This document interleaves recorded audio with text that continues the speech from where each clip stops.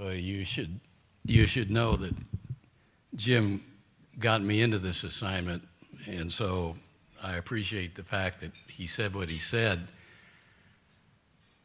The privilege, and it is a privilege, to reflect briefly, and it will be brief, on the work of the center is diminished somewhat by the utter futility of doing that job the justice that it deserves.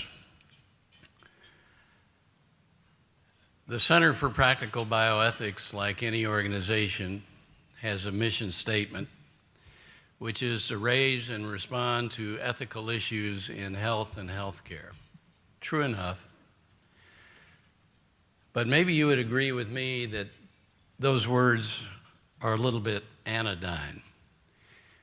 If that mission statement was a painting, I would suggest that it was abstract and rather hard-edged, when really the work of the center is richly hued, and if you understand what the center does at its essence, it is also, I think, inspirational. At its essence, I would suggest that what the center really does is help to reinforce and sustain the fabric of a civil society. What could be more important? Civil societies survive only as long as they are based on shared values. And it is, in fact, those shared values that allow us to address complex and complicated and conflicting issues affecting our citizenry. Eleanor Roosevelt described it this way. She said, "The moral test of a society is how we treat those in the dawn of life, our children, how we treat those in the twilight of life, our elderly, and how we treat those in the shadows of life, the sick, the needy, and the handicapped." In the context of healthcare, that is the work of the center. The center deals with the dawn, the twilight, and the shadows that emanate from issues surrounding health and healthcare. And while expectations for good health and longevity have risen due to science and robots and technology, I would suggest that we have not so much cured patients as we have allowed ourselves to live longer with chronic diseases. And in that context, scientific knowledge advances, but guidance and judgment and common values become the critical factors. There may be some in this room that remember a song popularized by the Kingston Trio called "Seasons in the Sun." The chorus was like this: "We had joy, we had fun, we had seasons in the sun. But the only stars that we could reach were merely starfish on the beach." Starfish are complex. They can have 40 arms. Those arms can regenerate. Advances in healthcare are like starfish on our societal beach. And they too are complex. They require us to grapple with opportunities and risks and trade-offs. The center is the lifeguard on that beach. A lifeguard dealing with the dawn of life, our children. A 16-year-old girl from a rural Kansas community discovers at 20 weeks that her baby likely has a malfunction incompatible with life.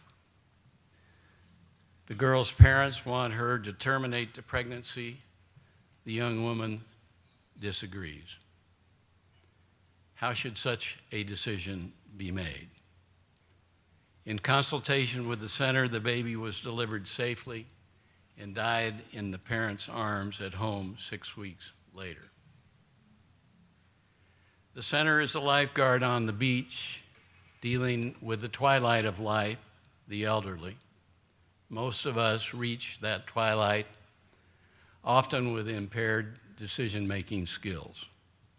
It is the center that pioneered a better understanding of advanced directives and informed consents, and as you heard, developed the Caring Conversations workbook, something that Bert Berkeley and Sue Ellen Freed describe eloquently.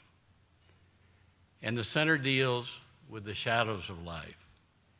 We are aware of the disparities that have existed in healthcare, aware that for 40 years, the U.S. Public Health Service conducted experiments trying to understand the progression of syphilis in African Americans.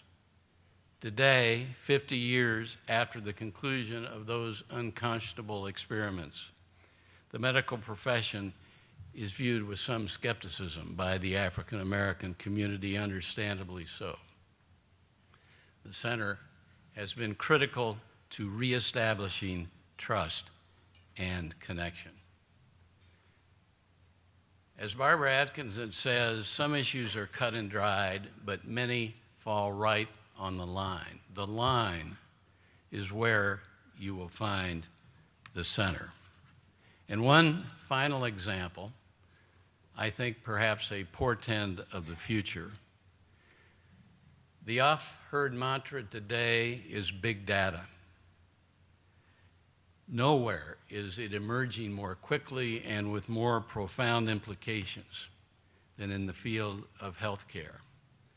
John Spertus, who is here tonight, has brilliantly assembled and analyzed huge quantities of data in ways that enhance the predictability of certain diseases. Cerner, our local company, has enormous quantities of data. Now suppose, and this is simply a hypothetical, that Cerner finds from its analytics and its data work that a particular drug being entered into the market by a large pharma is going to cause severe adverse consequences in a certain cohort of patients. What is the obligation under those circumstances that Cerner has? And if Cerner were to choose to pass along that information and those findings to the large pharmaceutical company, what is its obligation to do as a result? How we sort through these big data issues is going to be a huge challenge. The role of the center will only expand in importance.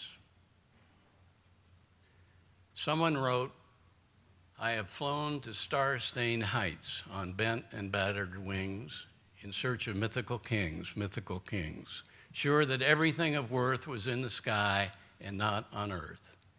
And I never learned to make my way down, down, down where the iguanas play." Well, the center is playing with the iguanas of healthcare. But as it does so, it helps civil society survive. It helps us reach the heights of fairness and compassion.